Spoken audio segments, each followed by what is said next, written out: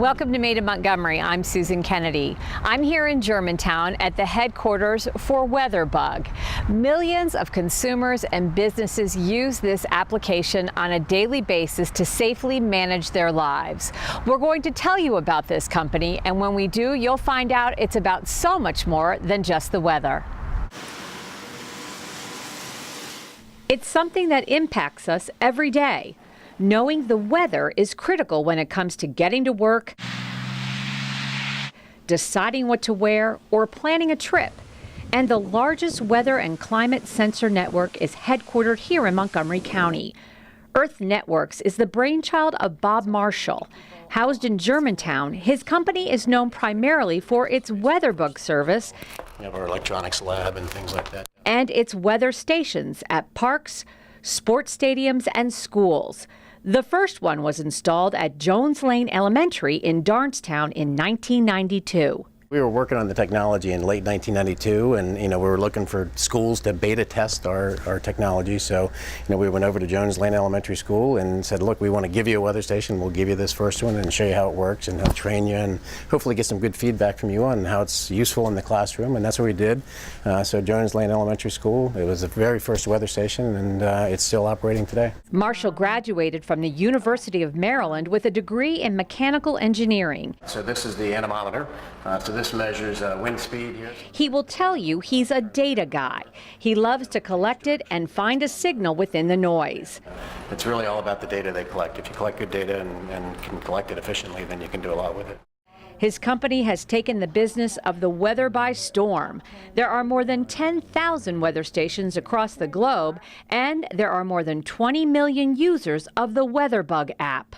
It's kind of a viral crowdsource kind of thing. So once one school joins the network, there's other schools that see them on TV, they see it on the mobile application now, and they want to get their school in the application. And so that's how it's grown. And today the business is, we still do a lot with schools, but it's more now about customers that are buying the data and the products that we produce from the data from the entire network. In addition to its weather reporting systems, some of the weather stations have lightning sensors that detect cloud-to-ground strikes and in-cloud lightning strikes within a 10-mile radius. It's a technology that's saving lives around the globe. You hear a lot about tornadoes and hurricanes and things, but day in and day out, lightning is one of the toughest situations for weather in terms of safety. We actually integrated the lightning sensor right into the weather station, and now, it's the largest global lightning detection network and the best technology in the world. One of those clients is the Soccerplex in Germantown. There are more than 700,000 people who visit this facility on an annual basis. When the lightning detection horn sounds,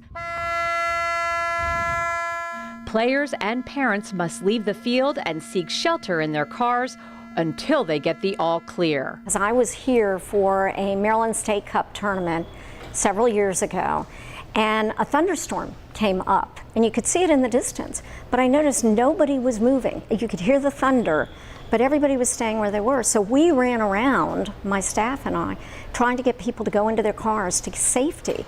And we would run off to fields and say to referees, you need to stop the games. And then we contacted WeatherBug and said, we need you to help us. We need a system that can warn people so that we can keep them safe.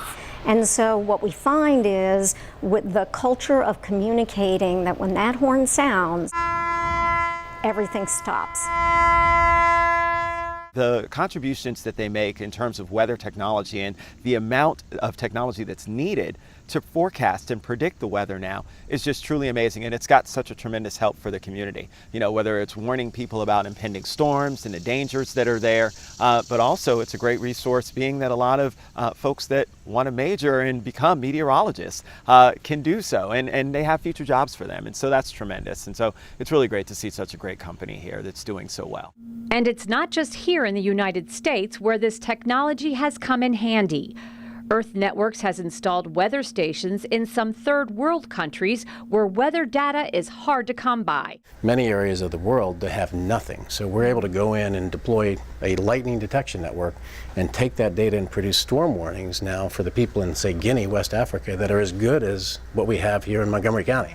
There are about 180 employees at the Germantown headquarters. So we're going up to the roof of your building in Germantown. He says headquartering his company in Montgomery County was an easy decision. This is a technology corridor. Okay, what do we have out here? Yes, Wow. we have all of our sensors out here. They're going to actually be up and behind us, I think, up there. So we're a technology company. We have to have access to the brightest and best talent out there to help us, develop new technology and get it deployed and make exciting products that are going to create benefit. And that's why Montgomery County is so important.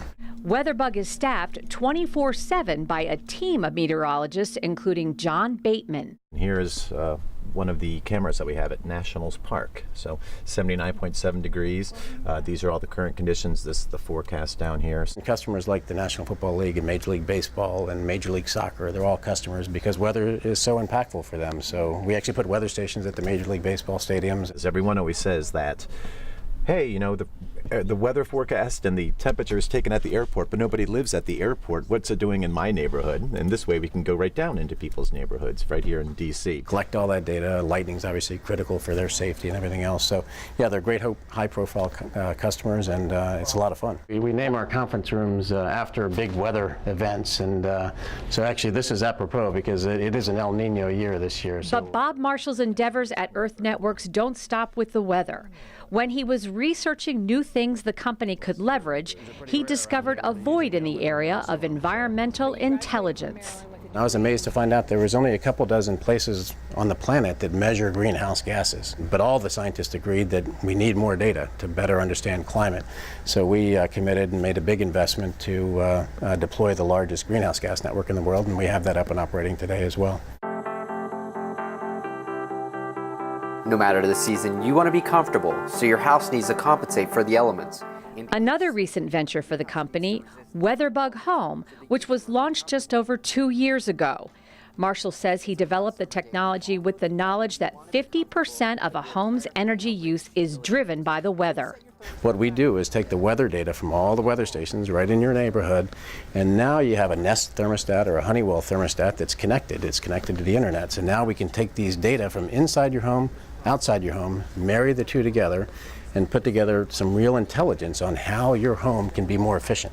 So we can give you guidance, we can automatically program your thermostat to save energy, and of course everybody's for saving energy. It's money, it's climate, it's everything. We compare our weather data with your energy use to assess and analyze your home's efficiency each season. It's the next logical step for Marshall's company. It's a move that advances WeatherBug forward in the growing Internet of Things business arena. One data sensor at a time. Well, you got all the toys and bells and whistles that you need to do it, right? That's it's amazing. all about big data these days. We connect sensors all around the planet.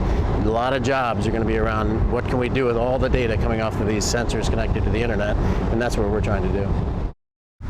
In this next story, we'll introduce you to two sisters who came to the United States more than 20 years ago. They overcame challenges and barriers to start one of Silver Spring's most successful small businesses. As long as at least it's good, we don't have to go buy. Lenny and Abebe Sagaye are survivors. The sisters came to America So would you like a coffee? Sure. from war-torn Ethiopia and opened their tiny coffee house on Bonifant Street in Silver Spring.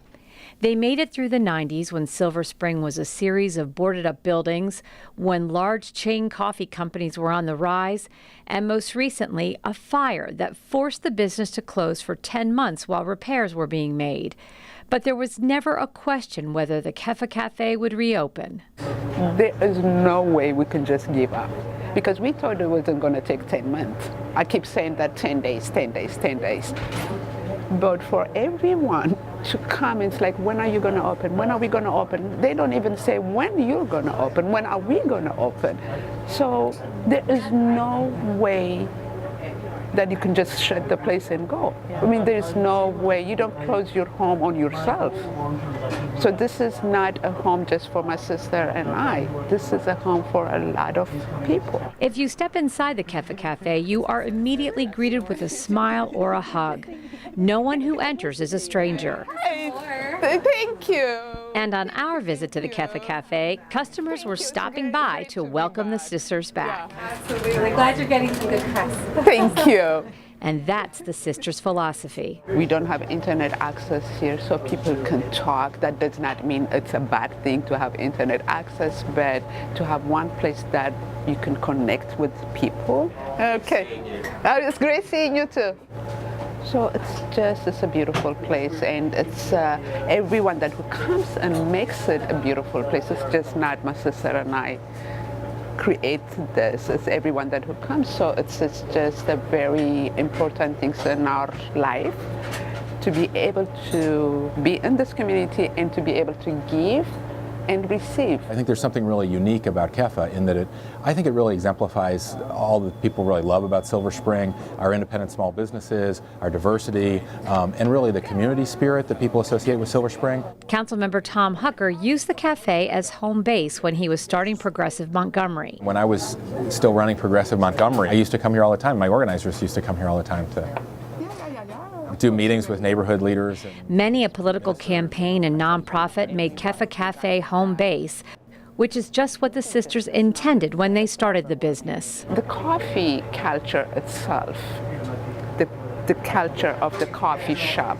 is for people like I grew up in Ethiopia, and people make serious decisions around a coffee. Sitting in a coffee, people talk. I mean, it's a lot of things that you can really do. So culturally, coffee shops should be gathering places that you don't have to have coffee by yourself. There is, like here, there are 99% of people probably know each other. In the back of the cafe is space 710, where local artists can sell their pieces. There is also a memorial there to the late Richard Yagi, founder of the Gandhi Brigade. He spent many hours at KEFA working on his vision for the young people of the community. They really have a philosophy that they bring to work every day about building a community space. They're not, people here aren't running up, big tabs. They're spending a small amount of money, but they're spending a lot of time here. And I think it's the personal relationships that keep people coming back to KEFA Cafe and keep people talking about it. Who are all these folks that we're looking at? These are really the kids that who's been coming here. On the walls of the cafe are dozens of pictures of the children of customers, many of whom accompany their parents to KEFA. That photo is from when we first adopted our dog Chip, who was with us for 12 years. Yeah. So I must have been 8 and Ben must have been 10. Sam Elkind has been coming to the KEFA Cafe since he was a little boy. Today, he is a product of the KEFA philosophy, where striking up a conversation with other folks is just what you do. They don't know each other. They just kind of meet. Can you imagine? It's a beautiful... It kind of invites that kind of getting It's to know a one really another, nice, really, it's a really nice thing. And so, coming to work for you... Oh, it's a vacation.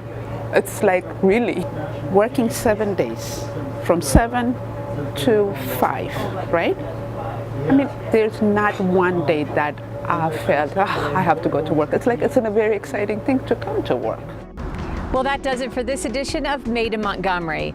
Our thanks to Weatherbug and the KEFA Cafe for telling us their stories. For County Cable Montgomery, I'm Susan Kennedy. Thanks for watching.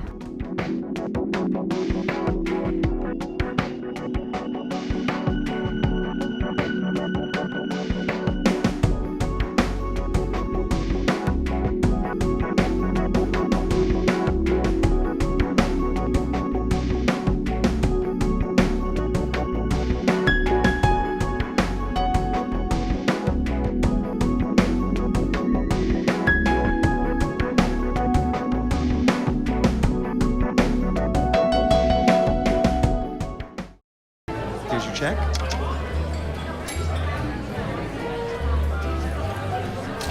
Oh, you got it. Since I got rid of my car, I really enjoy walking. Okay.